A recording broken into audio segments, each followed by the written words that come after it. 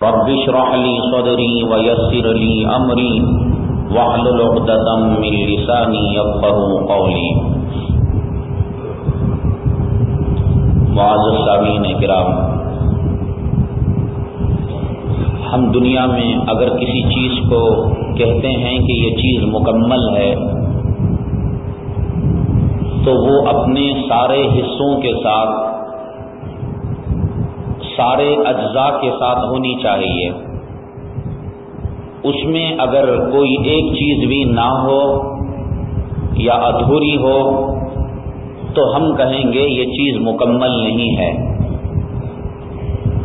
کسی آدمی کو مکان بنانے کی ذمہ داری کنٹریکٹ دیتے ہیں، پوری ذمہ داری، وہ 3 ماہ یا 6 ماہ کی مدت کے بعد ہمیں مکان دیتا ہے، لیکن اس میں دروازے لگے ہوئے نہیں ہیں، یا دروازے تو ہیں چھت نہیں ہے، یا چھت ہے زمین کا کام نہیں ہوا ہے، تو ہم اس کے ساتھ حجت کرتے ہیں کہ تو نے ہمیں مکان مکمل بنا کر نہیں دیا ہے۔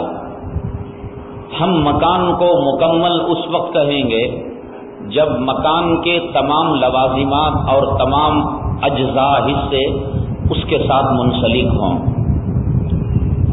چائے 2-3 چیزوں کا مجموعہ ہے۔ ہم ہوٹل میں جائیں، چائے کا آرڈر دیں، شکر تو ڈالے، پانی تو ڈالیں، دودھ بھی ڈالے، پتی نہ ڈالے تو ہم کہیں گے یہ چائے نہیں ہے۔ پتی ڈالے مگر دودھ نہ ڈالے تو ہم کہیں گے یہ بھی چائے نہیں ہے۔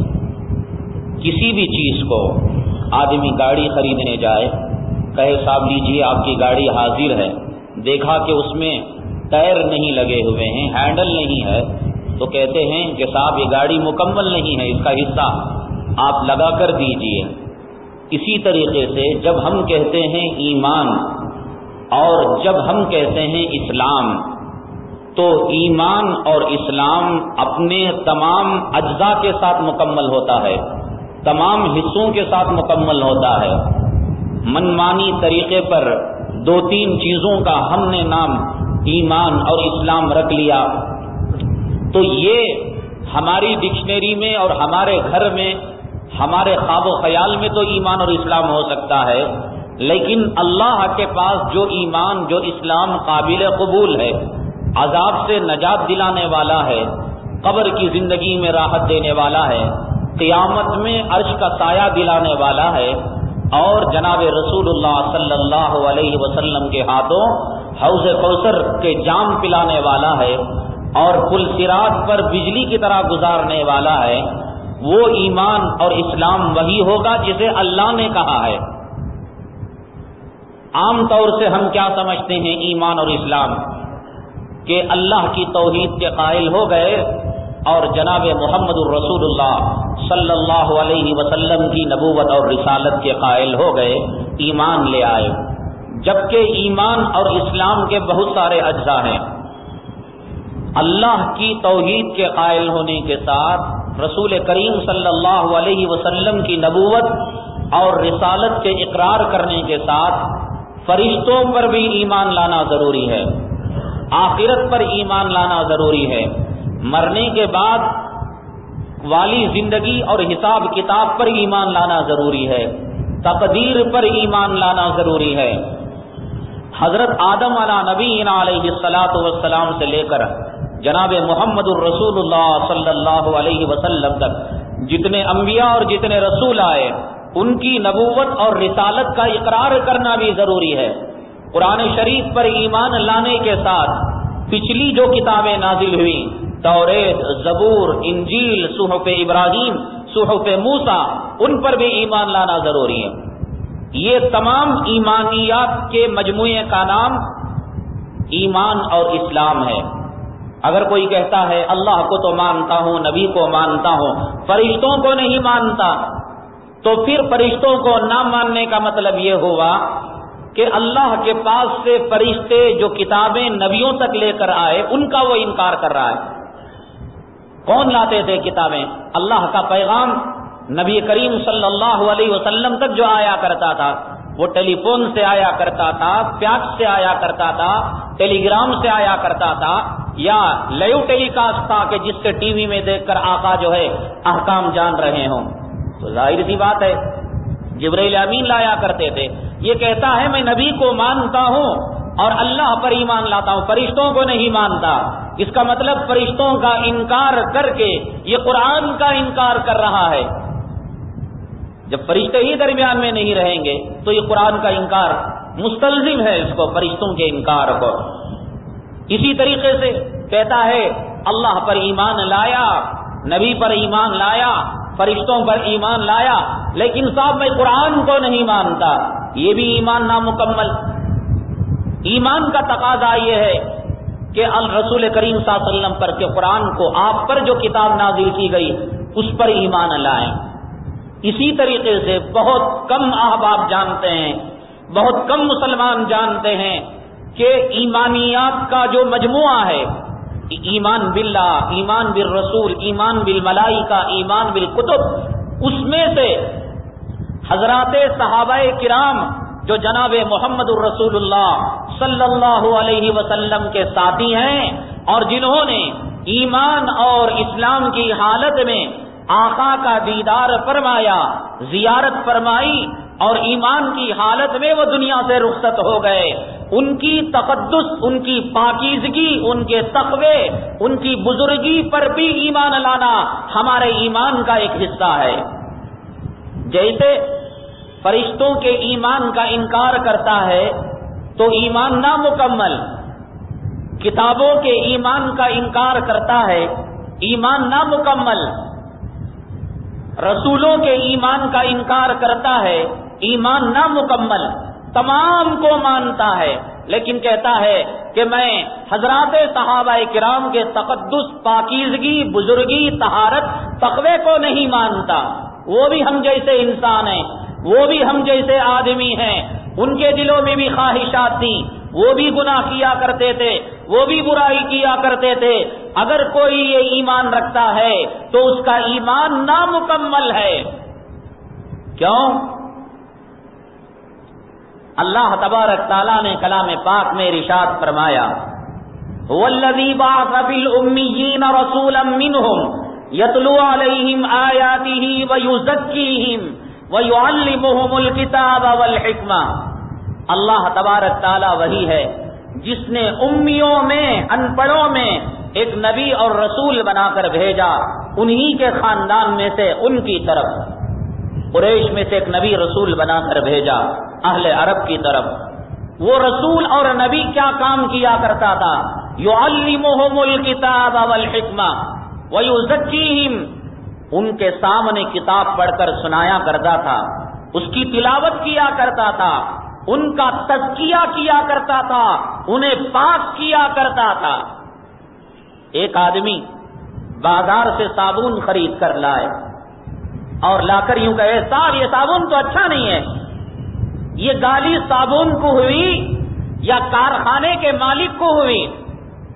آپ دسترخوان میں بیٹھتے ہیں، زوروں کی بھوک لگی ہے، سالن حاضر ہے، کہتے یہ کوئی سالن ہے، یہ کوئی شوربہ ہے، یہ تو کنویں کا پانی، بورویل کا پانی معلوم ہوتا ہے.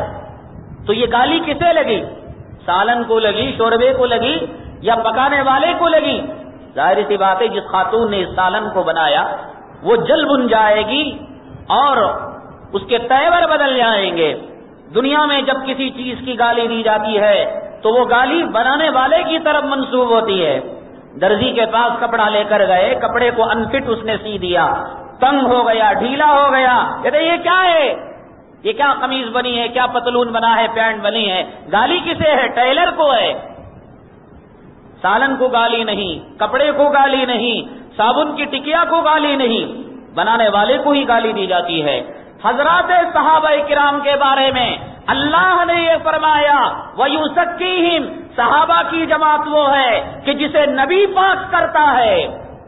وَيُزَكِّيهِمْ، نبی ان کے قلوب کا تزکیہ کرتا ہے، ان کے ظاہر اور باطن کو نبی دھوتا ہے.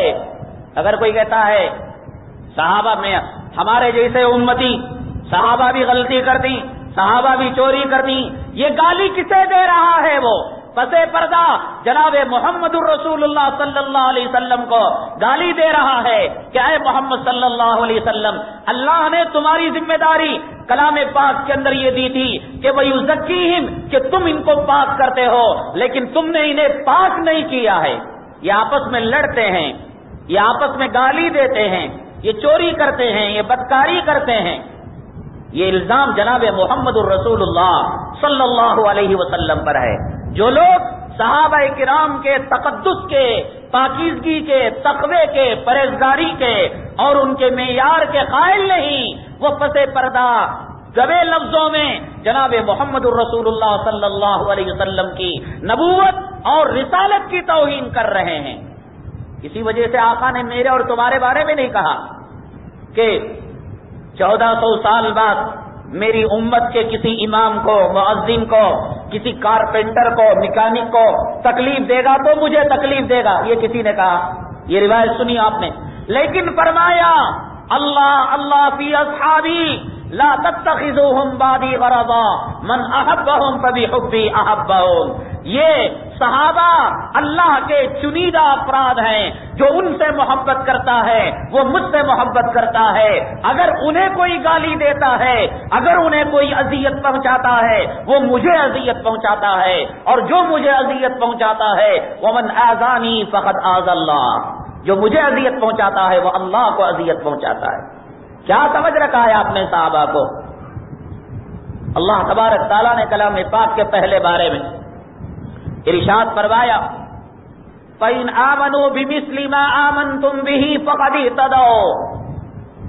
اللہ نے پیران پیر کے ایمان کو کسوٹی نہیں بتلایا، اللہ نے جنید بغدادی کے ایمان کو کسوٹی نہیں بتلایا، اللہ نے امام اعظم ابو حنیفہ کے ایمان کو کسوٹی نہیں بتلایا، اللہ نے قاسم نانوتوی کے ایمان کو کسوٹی نہیں بتلایا کہ اگر تم قاسم نانوتوی کے ایمان پر آؤ گے تو تم کامیاب ہو جاؤ گے، اگر تم پیران پیر کی طرح ایمان لاؤ گے تو کامیاب ہو جاؤ گے، اگر تم جنید بغدادی کی طرح ایمان لاؤ گے تو کامیاب ہو جاؤ گے۔ اللہ نے کائنات کے کروڑوں اربوں کھربوں لوگوں میں حضرات صحابہ کرام کے مقدس ایمان کو کسوٹی بنایا، معیار بنایا۔ اگر تمہارا ایمان ابو بکر کے ایمان سے ملتا ہے تو تمہارا ایمان سچا ہے، اگر تمہارا اسلام فاروق کے اسلام سے ملتا ہے تو تمہارا اسلام سچا ہے، تمہاری سخاوت عثمان کی سخاوت سے ملتی ہے تو تمہاری سخاوت سچی ہے، تمہاری حیا عثمان کی حیا سے ملتی ہے تو تمہاری حیا سچی ہے، تمہارا علم علی کے علم سے ملتا ہے تمہارا علم سچا ہے، تمہاری بہادری اگر خالد ابن ولید کے بہادری سے ملتی ہے تو تمہاری بہادری سچی ہے، تمہاری غریبی صحابہ کی غریبی سے ملتی ہے تو تمہاری غریبی کامیاب ہونے والی ہے، تمہاری امیری اگر عثمان غنی سے ملنے والی ہے تو تمہاری امیری کامیاب ہے۔ فَإِنْ آمَنُوا بِمِثْلِ مَا آمَنْتُمْ بِهِ فَقَدِ اهْتَدَوْا۔ حضرات صحابہ اکرام کو کسوٹی بنایا، معیار بنایا کہ تمہارا سلام اگر صحابی کے سلام سے مل جاتا ہے تو تمہارا سلام کرنا صحیح ہے، تمہارا سجدہ اگر صحابی کے سجدے سے ملتا ہے تمہارا سجدہ کرنا صحیح ہے، تمہارا خیرات، تمہاری زکات، تمہارا اٹھنا، تمہارا بیٹھنا فَإِنْ آمَنُوا بِمِثْلِ مَا آمَنْتُمْ بِهِ فَقَدِ اهْتَدَوْا وَإِنْ تَوَلَّوْا فَإِنَّمَا هُمْ فِي شِقَاقٍ فَسَيَكْفِيكَهُمُ اللَّهُ۔ اگر ان سے منہ پھیرتے ہیں، کہتے ہیں صحابہ بدعتی تھے، صحابہ غلط کام کرنے والے تھے، صحابہ امتی تھے عام امتیوں کی طرح، صحابہ کا کوئی مقام نہیں، صحابہ کا کوئی درجہ نہیں، فَإِنَّمَا هُمْ فِي شِقَاقٍ، ان کے دلوں میں سخاوت قلبی ہے، سختی ہے، ان کا ایمان چلا گیا ہے۔ صحابہ کی تقدس، صحابہ کی پاکیزگی، صحابہ کی بزرگی اور صحابہ کے تقوی کو ماننا ایمان کا حصہ ہے۔ اگر کوئی نہیں مانتا نبی کی نبوت پر حرف آتا ہے، کیوں؟ نبی نے انہیں دھلا ہے۔ کپڑا لاتے ہیں دھوبی کے پاس، ڈرائی کلین سے کہتے ہیں گندا، تو کپڑے کو گالی، ڈرائی کلین کے مالک کو گالی، دھوبی کو گالی۔ اگر کہتے ہیں صحابی گندا تو نبی نے پاک نہیں کیا۔ حضرت سیدہ عائشہ صدیقہ رضی اللہ تعالیٰ عنہ ایک غزوے میں تشریف لے گئی، دبلی پتلی خاتون تھی، آج کی طرح برتن دھونے کے لیے کام والی کپڑا دھونے کے لیے ایک کام والی اور بچوں کو سنبھالنے کے لیے ایک کام والی اور بچے کی تھالیاں دھونے کے لیے ایک کام والی. وہ کائنات کی ماں تھی لیکن خود اپنا کام اپنے ہاتھوں سے کیا کرتی تھی. آج کیا ہے 17 کام والیاں.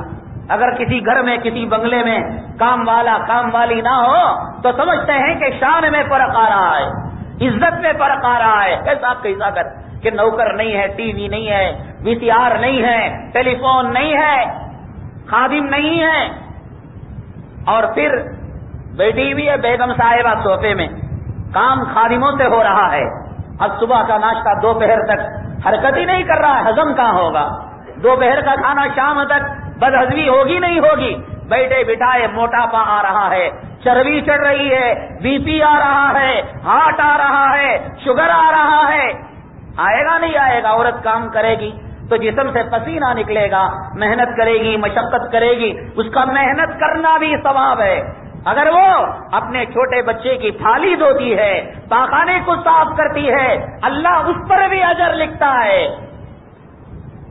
اگر کام والے کا رکھنا, نوکرانی کا رکھنا عزت کی بات ہوتی تو میرا اللہ حضرت عائشہ کے لیے 100 خادموں کو رکھتا, حضرت فاطمہ کے لیے 1000 نوکرانیوں کو رکھتا. مدینہ منورہ میں کسی غزوے سے کچھ غلام آتے ہیں تقسیم ہونے کے لیے. حضرت فاطمہ الزہرا رضی اللہ تعالیٰ عنہا حضرت علی کرم اللہ وجہہ کو فرماتی ہیں, اے علی جاؤ, اللہ کے حبیب جناب محمد الرسول اللہ صلی اللہ علیہ وسلم میرا ابا حضور کو میرا سلام سناؤ اور کہو کہ فاطمہ رسی کو کھینچتے ہوئے ہاتھ پر گٹے پڑ چکے ہیں, چکی چلاتے ہوئے مونڈے میں درد آ چکا ہے اور سارے جسم جو ہے درد سے کانپ رہا ہے. کہنا ایک غلام اپنی بیٹی کے لیے بھی دے دینا.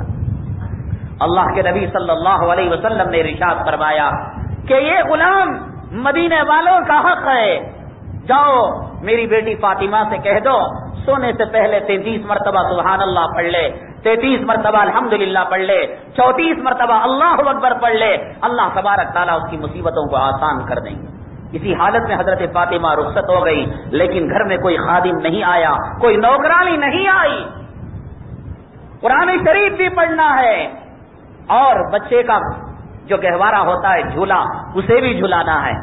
اب یہاں یہ کہہ رکھا ہے ہماری ماں اور بہنوں نے کہ بچہ جب تک دودھ نہ چھوڑے ماں کے لیے نماز معاف ہے. خدا جانے کہاں سے روایت ملی ہے. کہا جاتا ہے نماز پڑھو, تم نہ معلوم نہیں کیا بچہ ساڑی میں پیشاب کر دیتا ہے, گھر میں پیشاب کر دیتا ہے, گندگی کر دیتا ہے. حسن بچہ نہیں تھا, حسین بچہ نہیں تھا, کیا فاطمہ نے ان کی پرورش نہیں کی؟ کیا فاطمہ نے پالا پوسا نہیں؟ ننگا دھرمشالے میں یتیم خانے میں داخل کر دیا. روایت میں آتا ہے کہ حضرت فاطمہ جھولی میں حسنین کو سلا دیتی تھی, ایک رسی باندھ کر اپنے پیر کے انگیٹھی کو باندھ دیتی تھی اور انگیٹھی کو حرکت کرتی, جھولی حرکت کرتی, ہاتھ میں کلام پاک رکھ کر اللہ کے کلام کی تلاوت کیا کرتی تھی. بچہ بھی سو رہا ہے, کلام پاک کی تلاوت بھی ہو رہی ہے. اگر کوئی ماں قیامت کے دن یہ کہے گی کہ یا اللہ بچہ چھوٹا تھا میں نے نماز کو چھوڑ دیا, اللہ فاطمہ کو لا کر سامنے کھڑا کر دے گا, اس نے بھی حسن کی پرورش کی ہے, حسین کو پالا ہے, لیکن ایک وقت کی نماز کی اس نے قضا نہیں کی ہے. حضرت عائشہ دبلی پتلی تھی. غزوات کے اندر جانے کا جناب رسول اللہ صلی اللہ علیہ وسلم کا دستور یہ تھا کہ قرعہ ڈالا کرتے, باری کر لیا کرتے یا قرعہ ڈالا کرتے. اس مرتبہ غزوے میں جانے کا نمبر کسی اپنی بیوی کو لے لیا کرتے تھے. حضرت عائشہ صدیقہ رضی اللہ تعالیٰ عنہ کا نمبر تھا. ہودج, اونٹ کے اوپر جو تختہ رکھا جاتا ہے اس کو کہتے ہیں ہودج, اس پر پردے اور لحاف چڑھے ہوئے رہتے تھے. تو حضرت عائشہ صدیقہ رضی اللہ تعالیٰ عنہ قضائے حاجت کے لیے گئی ہوئی تھی. صحابہ نے یہی سمجھا کہ کوئی موٹی دھاٹی آج کی طرح عورت تو نہیں تھی کہ اٹھانے سے بس نہیں معلوم ہو, خالی بھی پتہ نہیں چلتا, بھرتی بھی پتہ نہیں چلتا تھا. تو چنانچہ لوگوں نے یہی سمجھا صحابہ نے کہ حضرت عائشہ ماں موجود ہے, اٹھا کر سواری پر رکھ دیا اور قافلہ آگے بڑھ گیا. ایک صحابی دستور یہ تھا کہ قافلے میں کا ایک صحابی پیچھے رہا کرتا تھا تاکہ اگر کوئی آدمی راستہ گم ہو چکا ہو یا کسی کا کوئی سامان گم ہو چکا ہو وہ اٹھا کر لے آتا اور قافلے کے امیر کو دے دیتا. ایک صحابی نے دیکھا کہ میری ماں حضرت عائشہ صدیقہ رضی اللہ تعالیٰ عنہا ہیں، پردہ، عفت، پاکیزگی، طہارت، تقویٰ. آج یہ سمجھتے ہیں کہ جس کی مٹی جتنی اوپر چڑھی ہوئی ہو اتنا وہ ترقی یافتہ اور تہذیب والا ہے. لعنت ہے تمہاری ترقی پر، لعنت ہے تمہاری تہذیب پر، لعنت ہے تمہارے تمدن پر. میری ماں حضرت عائشہ کے صدیقہ رضی اللہ تعالیٰ عنہ کے پیشاب کے قطرے کو ساری دنیا کی تہذیب والی عورتیں ان کی عزت و آبرو حضرت عائشہ کے پیشاب کے قطرے کا مقابلہ نہیں کر سکتی. کیا سمجھ رکھا ہے ہماری ماں حضرت عائشہ کو آپ نے؟ صاحب سے ہم نے کہا کہ آپ کی بچی مڈی پہنتی ہے، اسکارٹ پہنتی ہے، غوشہ ہو چکی ہے، بالغہ ہو چکی ہے، آپ ایسے اسکول میں کیوں نہیں داخل کر دیتے جہاں لیے پردہ ہے، جہاں برقع ہے، جہاں دنیاوی تعلیم کے ساتھ ایمان اور اسلام کی تعلیم ہے؟ کیا ذہن بن چکا ہے ہم مسلمانوں کا؟ ذرا سی دولت آئی، ذرا سا پیسہ آیا، ذرا سی تعلیم آئی، سب سے پہلے جو چھری چلے گی وہ ایمان اور اسلام پر چلے گی. سب سے پہلے جو جوتا اٹھے گا وہ قرآن پر اٹھے گا. سب سے پہلے جس کی قربانی دی جائے گی وہ جناب محمد الرسول اللہ صلی اللہ علیہ وسلم کے سنتوں کی قربانی دی جائے گی. اور جب تک غریبی رہے گی روزے رکھیں گے یا اللہ ہماری غریبی دور کر دے. جب تک شوہر ایڈمٹ رہے گا تلاوتیں ہوتی رہیں گی. جب تک میت مردہ گھر میں رہے گا سورہ یاسین پڑھا جائے گا. اور جب تک غم رہے گا امام کو چٹھی جاتی رہے گی کہ ہمارے حق میں دعا کرو. لیکن آئی دنیا، آیا گو گوبر، انگریزوں کی غلامی اور انگریزوں کی نوکری یاد آتی ہے. کہتے ہیں صاحب یہ دنیا ہے، یہ دنیا ہے، کچھ کرنا پڑتا ہے. میرا جواب ان لوگوں کے لیے ہے کوئی ایک کام کرو. مرد ہو تو مکمل مرد بن جاؤ، عورت ہو مکمل عورت بن جاؤ. یہ کیا چوٹی بھی ڈال رکھا ہے، کان میں کرون بھی ڈال رکھا ہے اور پھر مرد بننے کا دعویٰ کرتے ہو؟ جاؤ سرجری کراؤ، آپریشن کراؤ، عورت بننے کا شوق ہے عورت بن جاؤ.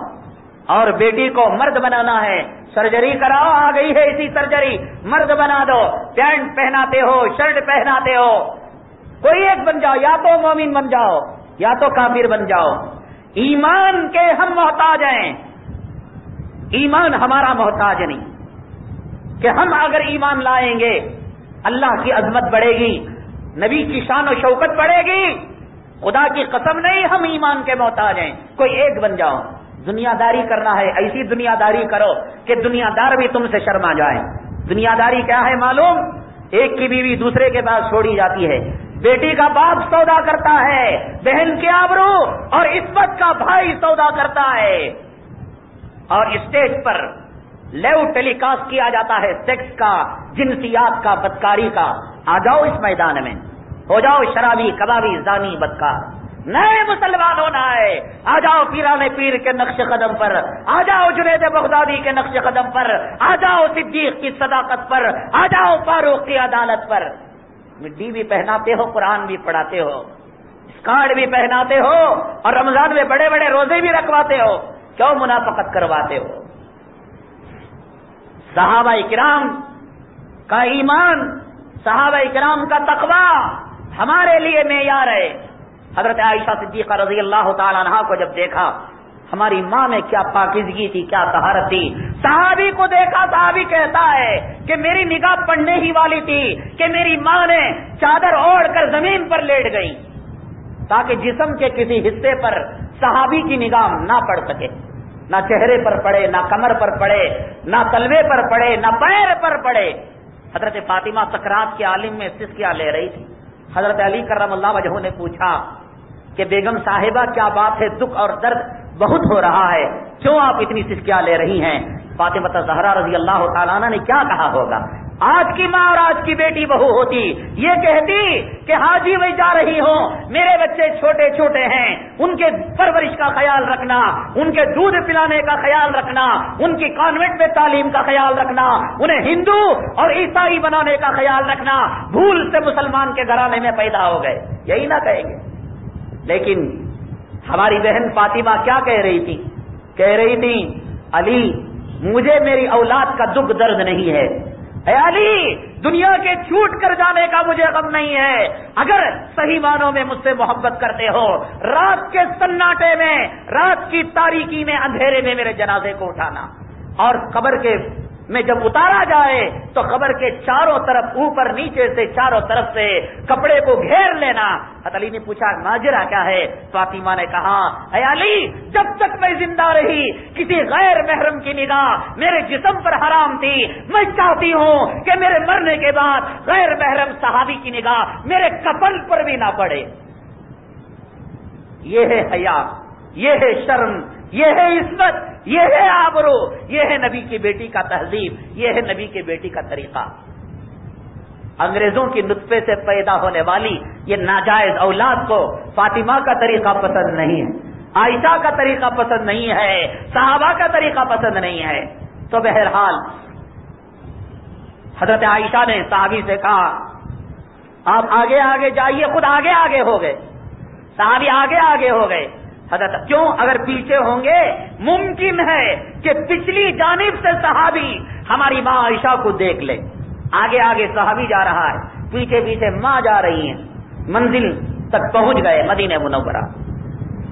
وہاں منافقوں کے لیے ہیلا مل گیا، الزام لگا دیا نعوذ باللہ من ذالک کہ حضرت عائشہ کا فلاں صحابی سے غلط تعلق قائم ہو گیا۔ وہ الزام کے چکر میں تھے، الزام کے تلاش میں تھے، الزام لگا دیا۔ جناب رسول اللہ صلی اللہ علیہ وسلم کو حضرت عائشہ صدیقہ رضی اللہ تعالیٰ عنہ سے اپنے ازواج میں زیادہ محبت تھی، زیادہ چاہا کرتے تھے حضرت عائشہ صدیقہ رضی اللہ تعالیٰ عنہ کو۔ آپ پر الزام لگایا جانا نبی کو بہت بڑا صدمہ لگا، بہت ٹھیس پہنچی۔ آقا دو عالم صلی اللہ علیہ وسلم کی ان دنوں میں چہروں سے مسکراہٹ غائب ہو گئی، ہنسی اور خوشی غائب ہو گئی، بہت پریشان رہا کرتے تھے۔ آتے نماز میں کسی سے بات نہیں، چیت نہیں، کلام نہیں، بس آیا اپنی امامت فرمائی اور چلے گئے حجرے میں، کئی دن اسی طرح گزر گئے۔ اور منافقوں نے بازار گرم کر دیا ہماری ماں کے تعلق سے، نعوذ باللہ کہ اس طریقے سے وہ گناہ میں مبتلا ہو گئی۔ حضرت سیدنا عمر بن خطاب رضی اللہ تعالیٰ عنہ، اللہ نبی کو جو صحابی دیتا ہے، نبی کو جو بیویاں دیتا ہے، نبی کو جو خادم دیتا ہے، اپنی طرف سے بنا کر دیتا ہے، خاص بناوٹ اور سجاوٹ ہوتی ہے۔ حضرت سیدنا عمر بن خطاب رضی اللہ تعالیٰ عنہ آئے، اللہ کے نبی صلی اللہ علیہ وسلم ان دنوں پریشان سے پوچھا یا رسول اللہ صلی اللہ علیہ وسلم آپ کو کس چیز نے پریشان کر رکھا ہے؟ اللہ کے حبیب پاک صلی اللہ علیہ وسلم نے فرمایا عمر تم نہیں جانتے عائشہ کے بارے میں اس طریقے سے کلمات کہے جا رہے ہیں۔ کیا فرمایا ہوگا؟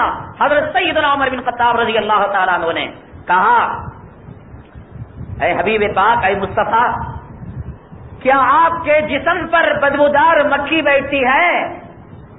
اللہ کے حبیب پاک صلی اللہ علیہ وسلم نے فرمایا نہیں، مکھی بدبو کی وجہ سے انسان کے جسم پر بیٹھتی ہے، جہاں گندگی ہوتی ہے وہاں مکھی بیٹھا کرتی ہے، میرے آقا کے پسینے میں گلاب اور مشک و عنبر سے زیادہ خوشبو تھی، پسینے مکھی بیٹھنے کا سوال ہی پیدا نہیں ہوتا۔ حضرت سیدنا عمر بن خطاب رضی اللہ تعالیٰ عنہ صحابی رسول ہیں، اللہ صحابی کی کو کیا سمجھ دیتا ہے، کتنی فراست دیتا ہے اور کتنی عقل اور سمجھ دیتا ہے، اندازہ لگائیے۔ کہا اے حبیب پاک صلی اللہ علیہ وسلم، ایک گو پر بیٹھنے والی، نجاست پر بیٹھنے والی مکھی کو اللہ تبارک تعالیٰ آپ کے جسم پر نہیں بٹھا سکتا، تو پھر ایک گندی عورت کو آپ کے بسترے کی زینت کیسے بنا سکتا ہے؟ میری ماں عائشہ پاک ہے، اگر گندی ہوتی جو خدا نبی کے جسم پر مکھی نہیں بٹھا سکتا، نعوذ باللہ، میں نہیں کہتا، میں علم غیب کا دعویٰ نہیں کرتا عائشہ پاک ہیں یا ناپاک ہیں، میں دعویٰ نہیں کرتا، ہاں اتنا ضرور جانتا ہوں جو اللہ گندی مکھی کو نبی کے جسم پر نہیں بٹھا سکتا، وہ اللہ ایک ناپاک عورت کو نبی کے بسترے کی زینت بھی نہیں بنا سکے گا۔ جب بنایا ہے تو اے اللہ کے رسول، میرا خیال یہ ہے کہ میری ماں پاک ہے۔ پھر دوسرا سوال یہ کیا، اے اللہ کے حبیب صلی اللہ علیہ وسلم، عائشہ سے جو نکاح ہوا ہے اور صدیقہ سے جو شادی ہوئی ہے، یہ اپنی مرضی سے ہوئی ہے، اپنے خواہش سے ہوئی ہے؟ اللہ کے نبی صلی اللہ علیہ وسلم نے فرمایا، اے عمر تم جانتے ہو کہ جبرائیل امین حضرت عائشہ کی تصویر لے کر میرے پاس آئے تھے، حلیہ لے کر آئے تھے، کہا اللہ یہ چاہتا ہے صدیق کی بیٹی تمہاری جھولی میں گر جائے، اللہ نے یہ نکاح کرایا ہے۔ سیدنا عمر بن خطاب نے فرمایا، اے اللہ کے حبیب، ہم جب بازار میں جاتے ہیں اور کوئی چیز خریدنا چاہتے ہیں، ممکن ہے ہماری عقل، ہماری سمجھ، ہماری فراست، ہماری سمجھداری، ہمارا تجربہ استعمال کرنے کے بعد بھی ہم دھوکہ کھا جائیں۔ کیوں؟ ہم انسان ہیں، انسان سے خطا ہو سکتی ہے۔ اللہ نے عائشہ کو آپ کے لیے چنا ہے تو اللہ اپنے حبیب کے لیے، اپنے مجتبی کے لیے، اپنے مصطفیٰ کے لیے ناپاک چیز کو نہیں چن سکتا۔ اللہ نے نکاح کروایا ہے آپ کا۔ حضرت سیدنا عمر بن خطاب رضی اللہ تعالیٰ عنہ یہ باتیں جب کر چکے، رسول کریم صلی اللہ علیہ وسلم کا چہرہ انور تبدیل ہو گیا۔ فرماتے ہیں اس طریقے سے آپ کا چہرہ کھل گیا جس طریقے سے گلاب کی پنکھڑیاں کھل جاتے ہیں۔ کتنے خوش نصیب ہے وہ صحابہ جس نے آقا کے چہرے کو ہنستے ہوئے دیکھا ہے، مسکراتے ہوئے دیکھا ہے، گلاب کی طرح کھلتے ہوئے دیکھا ہے۔ اور آقا جب غصے میں آتے تھے تو صحابی فرماتے ہیں آقا جب غصے میں آتے تھے آپ کا چہرے انور اس طریقے سے لال ہو جاتا جس طریقے سے انار کے دانے لال ہو جایا کرتے تھے۔ خوش نصیب ہے وہ صحابی جس نے غصے کی حالت میں بھی دیکھ لیا، جس نے خوشی کی حالت میں بھی دیکھ لیا، جس نے غم کی حالت میں بھی دیکھ لیا، جس نے مسرت کی حالت میں بھی دیکھ لیا۔ عمر رضی اللہ تعالیٰ عنہ یہ باتیں کہہ کر ابھی آ ہی رہے تھے، جبرائیل امین علیہ الصلوۃ والسلام آئے اللہ کے حبیب پاک صلی اللہ علیہ وسلم کے پاس، کچھ وحی لائے۔ اللہ کے حبیب پاک صلی اللہ علیہ وسلم کی خوشی دو گنا ہو گئی اور خوشی بڑھ گئی۔ گئے عائشہ کے پاس، کہا اے عائشہ یہ منافق لوگ جو بات کہہ رہے ہیں اس کے بارے میں تمہاری کیا رائے ہے؟ کیا جواب دیا؟ آج بڑے بڑے لائروں کو، بڑے بڑے ججوں کو، بڑے بڑے بیرسٹروں کو، بڑے بڑے مفتیوں کو، بڑے بڑے مجتہدوں کو وہ سمجھ نہیں ہے جو سمجھ اللہ تبارک تعالیٰ نے میری اور آپ کی ماں حضرت عائشہ صدیقہ رضی اللہ تعالیٰ عنہا کو دی تھی۔ حضرت عائشہ نے فرمایا اے میرے مصطفیٰ مجتبی، میرے سرتاج، اگر میں سچ کہوں تو دنیا میرے سچ پر یقین نہ کرے گی، کیونکہ جھوٹ اتنا کہا گیا ہے کہ اگر میں سچ کہوں تو میرے سچ کی دنیا کہہ رہے ہیں کہ آپ نے کتنی فراست اور سمجھداری ہے، دنیا اعتبار نہیں کرے گی۔ اگر میں جھوٹ کہوں قیامت کے دن اللہ میرا دامن پکڑ لے گا۔ عائشہ تو نے جھوٹ کیوں کہا؟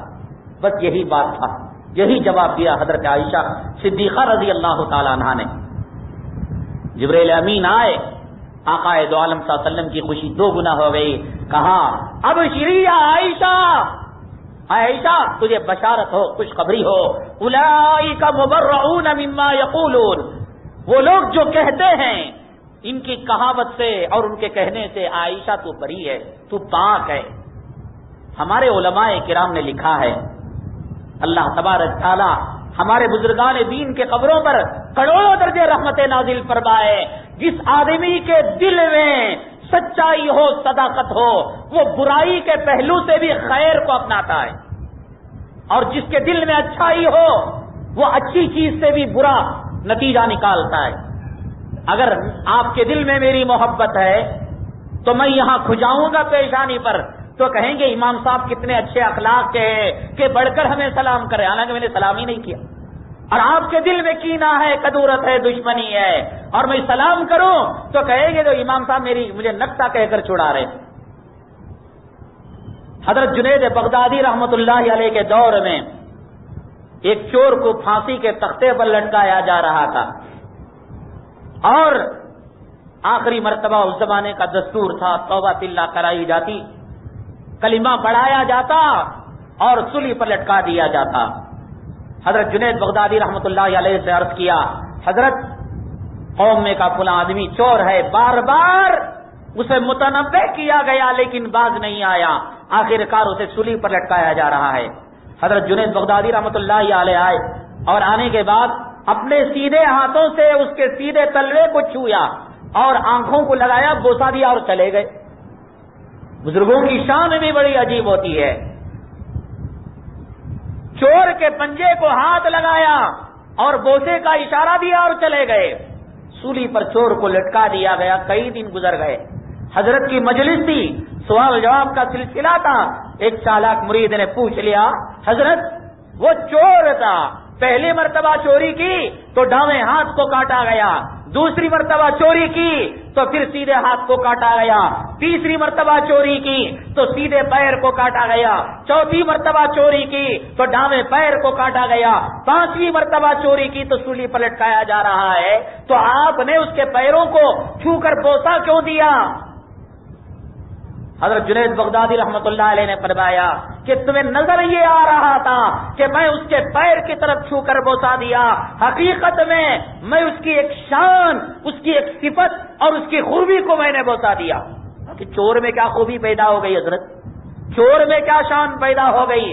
حضرت نے فرمایا ہمارے مرید جب تہجد شروع کرتے ہیں تو ہم بھی کرتے ہیں، جب یہاں بات سنتے ہیں نمازوں کے بارے میں تو ہم جو ہے اتوار تک تو لگاتار پڑھیں گے، تحیۃ الوضو پڑھیں گے، تحیۃ المسجد پڑھیں گے، تہجد پڑھیں گے، اشراق پڑھیں گے، اوابین پڑھیں گے، جب تک گرمی رہتی ہے۔ اس کے بعد جو چھوڑیں گے تو صاف فرض بھی چھوڑ ڈالیں گے۔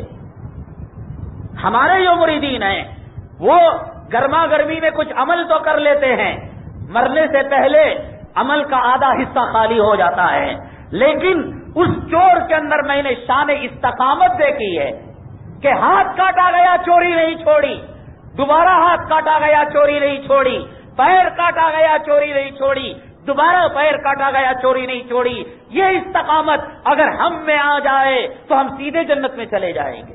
ہم نے اس کی شان استقامت پر، ہم نے اس کی استقامت کی وصف پر کو ہم نے بوسا دیا ہے۔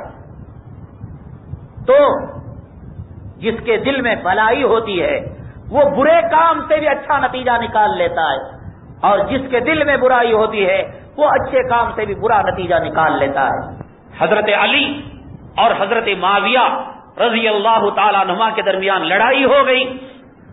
لوگ کہتے ہیں صحابہ کیوں لڑتے ہیں، صحابہ جنگ کیوں کرتے ہیں، صحابہ اختلاف کیوں کرتے ہیں؟ لیکن ان کی لڑائی میں بھی حکمت ہے۔ ان کی لڑائی جاگیر کے لیے نہیں، پراپرٹی کے لیے نہیں، نفسانی خواہشات کے لیے نہیں، ملک کے لیے نہیں، حکومت کے لیے نہیں، سلطنت کے لیے نہیں، اللہ کی رضا کو دنیا میں قائم کرنے کے لیے۔ اگر نفسانی خواہشات کے لیے ہوتی، حضرت علی کرم اللہ وجہہ اور حضرت معاویہ رضی اللہ تعالیٰ عنہ کے درمیان لڑائی ہو گئی۔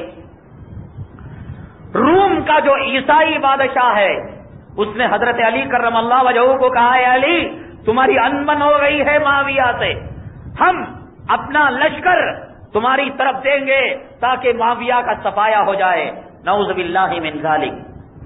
تو ہم کیا کریں گے لڑائیوں میں؟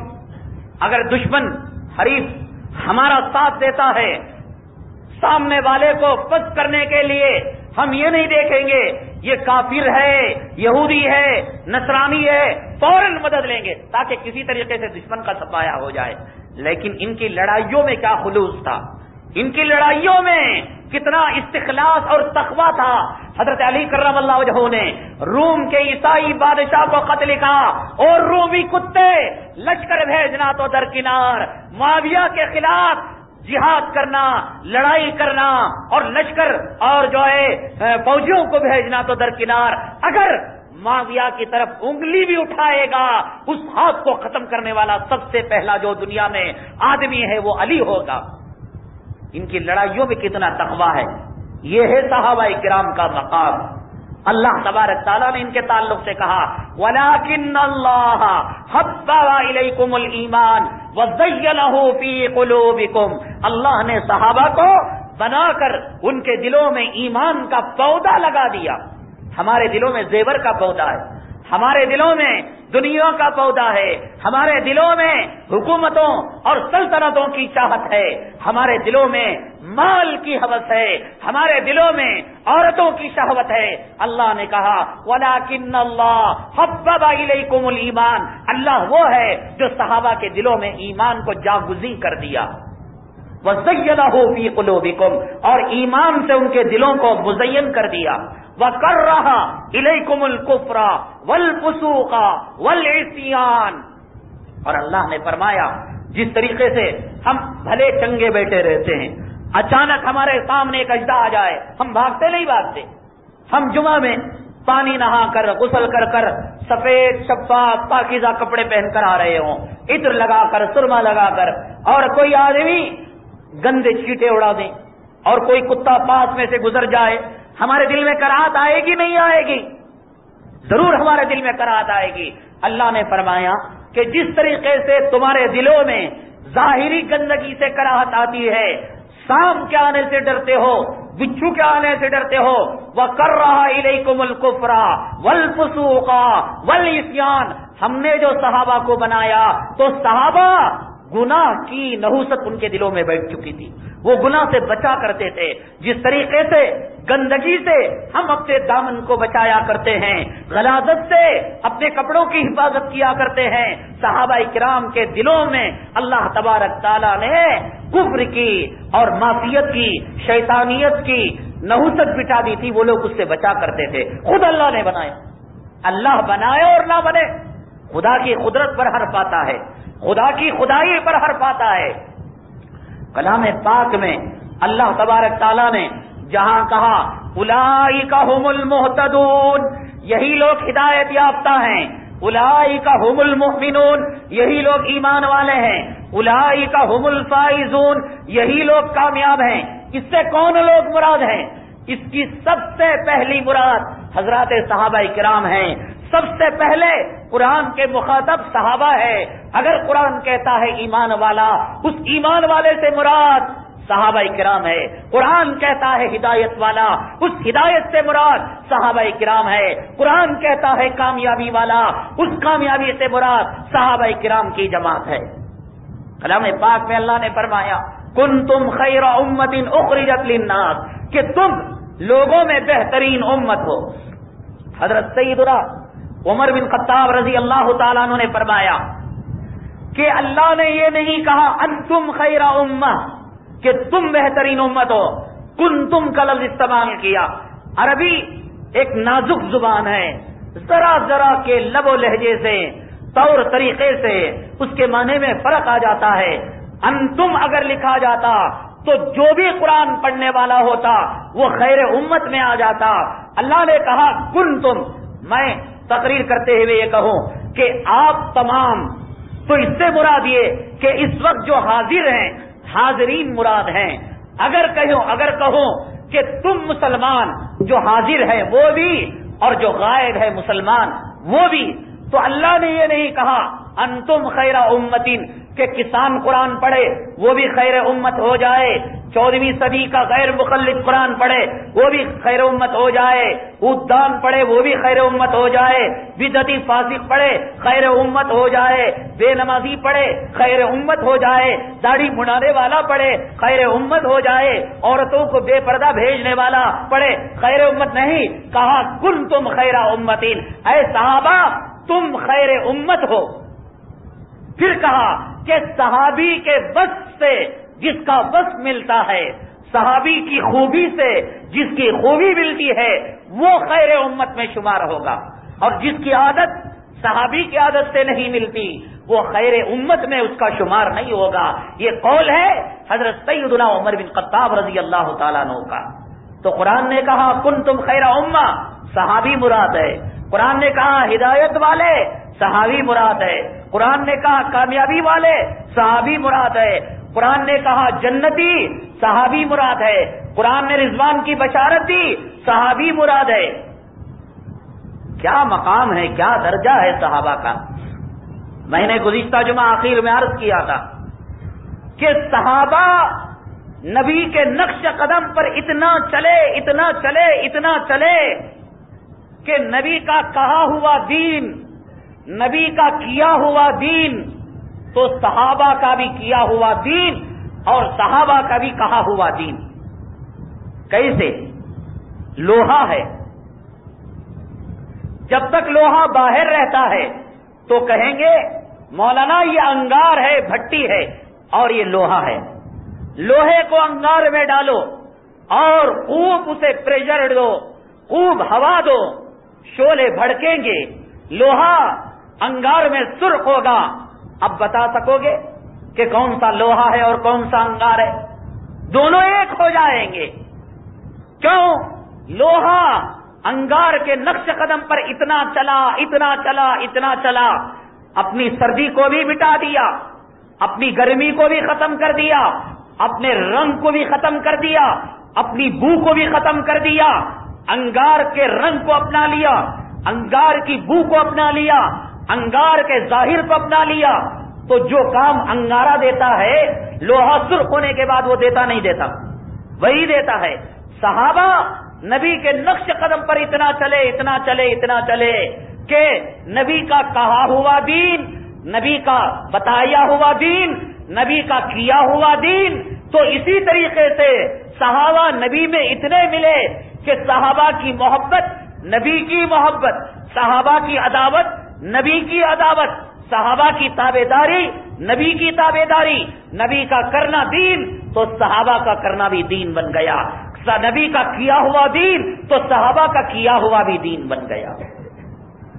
مانو گے نہیں تو پوچھو، جاؤ حرم مقدس سے پوچھو کہ یہ مقام ابراہیم کس کے مشورے سے بنایا گیا؟ اگر مقام ابراہیم کو زبان ہوگی کہنے کی، وہ جواب دے گا مقام ابراہیم آپ کو، اے عمرہ کرنے والے، اے حج کرنے والے، اے طواف کرنے والے، اے مقام ابراہیم کی طرف رخ کر کر نماز پڑھنے والے، مجھے جو یہاں بنایا گیا عمر کے مشورے سے بنایا گیا۔ عمر کا مشورہ دین بن رہا ہے۔ چلو بھائی، مقام ابراہیم حاجی سمجھتا ہے، کعبے کو جانے والا سمجھتا ہے، لیکن میں بتاؤں اذان تو سمجھتے ہو، اذان تو سمجھ میں آتی ہے، دیہات میں بھی دی جاتی ہے، شہر میں بھی دی جاتی ہے، جہاں بجلی ہے وہاں بھی دی جاتی ہے، جہاں تاریکی ہے وہاں بھی دی جاتی ہے۔ اذان بچہ بھی سمجھتا ہے، بڑا بھی سمجھتا ہے، مرد بھی سمجھتا ہے، عورت بھی سمجھتی ہے۔ نماز فرض ہو چکی تھی، اللہ کے حبیب پاک صلی اللہ علیہ وسلم نے مشورہ طلب کیا صحابہ سے کہ صحابہ بتاؤ نماز کے لیے کیسے بلایا جائے؟ تو کسی صحابی نے کہا کہ ڈھول لے لیا جائے، دف مارا جائے، ڈم ڈبا ڈم، تو لوگ سنیں گے، آ جائیں گے۔ ایک صحابی نے کہا کہ پہاڑ پر آگ روشن کر دی جائے، تو کہا کہ جب آگ کو دیکھیں گے لوگ تو نماز ہو رہی ہے سمجھ کر آ جائیں گے۔ تیسرے نے کہا نہ آگ روشن کیا جائے، نہ باجا بجایا جائے، ایک صحابی کو مدینے کی گلیوں میں چھوڑ دیا جائے اور یوں کہے الصلاۃ جامعہ، کہ نماز جمع کرنے والی، یہ کہتا پھرے۔ مشورے چل ہی رہے تھے۔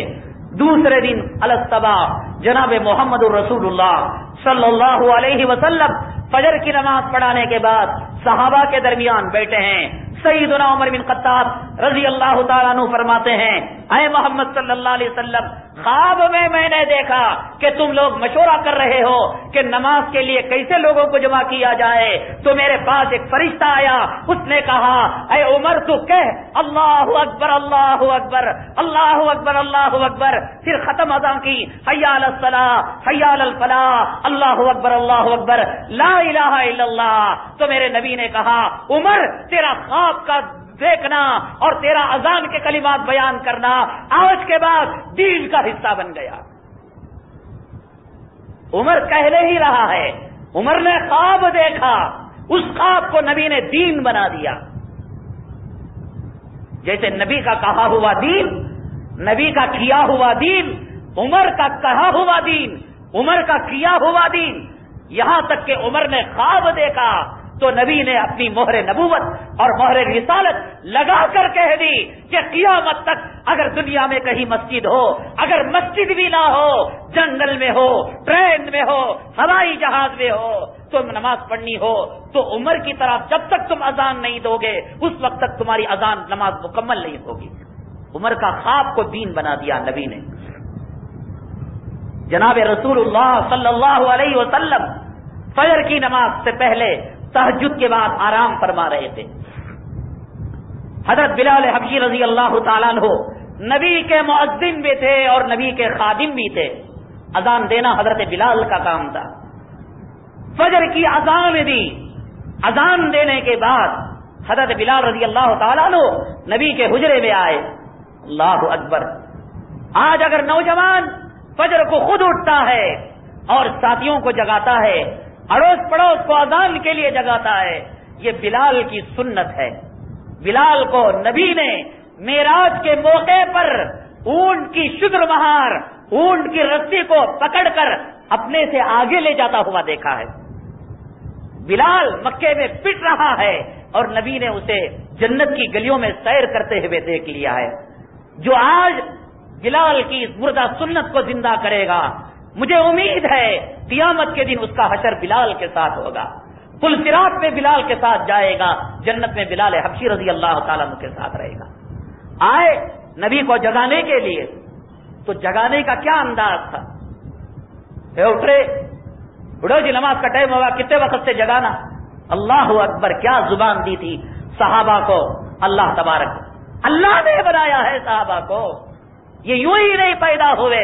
اللہ نے خصوصی بنایا, ان کی آنکھ کو بنایا, ان کی ناک کو بنایا, ان کی زبان کو بنایا, ان کے ہاتھوں کو بنایا, ان کے پیروں کو بنایا. اللہ نے بنایا ہے. آئے بلا رسول اللہ صلی اللہ علیہ وسلم آرام فرما رہے تھے, کیا کہا؟ سر دباتے, نماز نبی کے آرام میں بے ادبی ہو جاتی. پیر دباتے, نبی کی راحت میں خلل پڑ جاتا. بلال حبشی رضی اللہ تعالیٰ عنہ پیروں کے پاس دونوں ہاتھوں کو ناف کے نیچے رکھ کر ادب کے ساتھ سر کو نیچے رکھ کر کھڑے ہو گئے. کہے الصلاۃ خیر من النوم, نماز نیند سے بہتر ہے. اے محمد, مانا آپ نبیوں کے نبی ہیں, رسولوں کے رسول ہیں, کائنات کے سردار ہیں. فیصلہ خدا کا یہ ہے کہ نماز نیند سے بہتر ہے.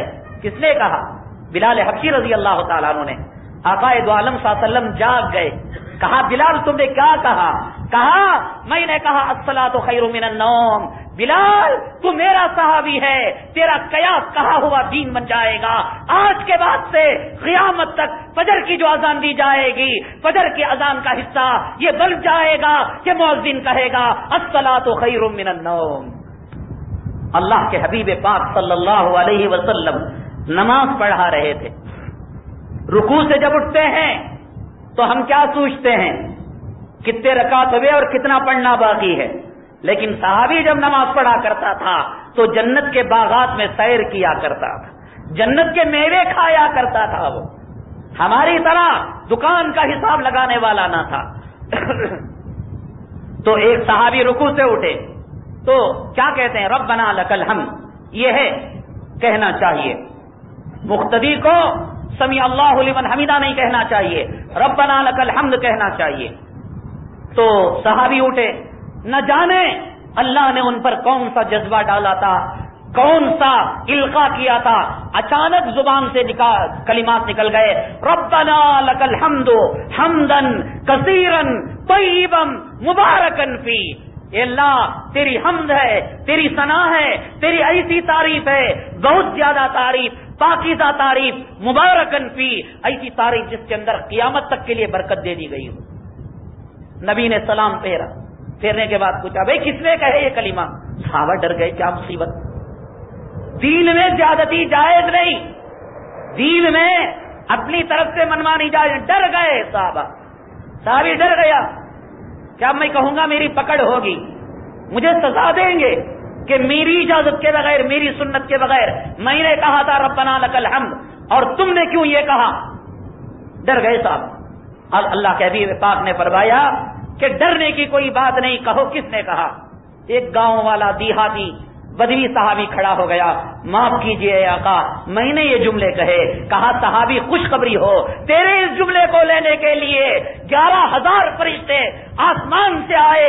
آج کے بعد سے اس کلمے کو, اس جملے کو میں دین کا حصہ بنا دوں گا. صحابی کا کہا ہوا دین بنتا ہے, صحابی کا کیا ہوا دین بنتا ہے.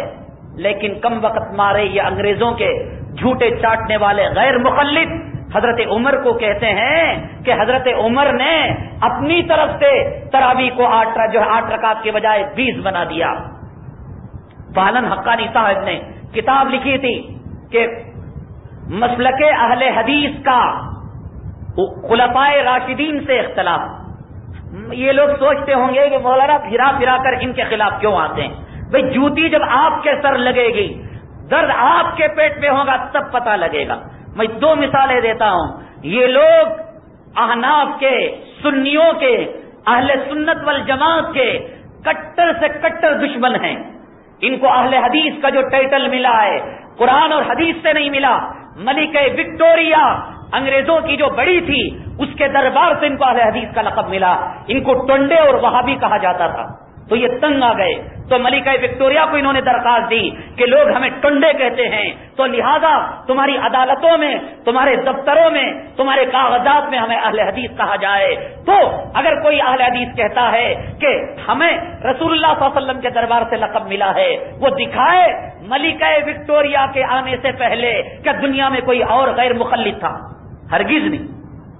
وہ اصحاب الحدیث، اصحاب القرآن کے لفظ لے کر لوگوں کو دھوکہ. دیکھو جو اصحاب الحدیث، اہل الحدیث آیا، اس سے مراد یہ ایسے ہی ہے جیسے اگر کسی کا نام ابراہیم ہو، یوں کہے شراب بھی پیتا ہو ابراہیم، زنا بھی کرتا ہو ابراہیم، نعوذ باللہ، داڑھی بھی بڑھاتا ہو اور نماز بھی چھوڑتا ہو. ارے ابراہیم تو کیا کرتا؟ وہ یوں کہے رے تجھے معلوم نہیں کہ اللہ نے قرآن میں میرا نام لیا ہے، ما کان ابراہیم یہودیوں ولا نصرانیوں ولکن کان حنیفا مسلما، کہ ابراہیم نہ یہودی ہے نہ نصرانی ہے بلکہ پکا مسلم ہے. تو مان لیں گے آپ یہ وہ ابراہیم ہے؟ تو جہاں اصحاب الحدیث مراد ہے، جہاں اہل الحدیث مراد ہے، اس سے یہ انگریزوں کی پیدا شدہ جماعت غیر مقلدین مراد نہیں ہے. حدیث کی خدمت کرنے والے، حدیث کے حافظین، وہ جماعت مراد ہے. یہ ٹنڈے مراد نہیں ہے. اس سے کہیں گے کیوں پیچھے پڑے ہیں؟ یہ لوگ ہمارے بزرگوں کے دشمن ہیں. یہاں اس محلے میں ایک صاحب ہیں حکیم صاحب فضلو بھائی، ہمارے محلے والے نین بلاک والے جانتے ہیں. ان کا ایک نواسا یہاں پڑھتا ہے غیر مقلدوں کے مدرسے میں. بزرگان دین اور اکابرین سے انہیں کیا بغض ہے، کیا عناد ہے.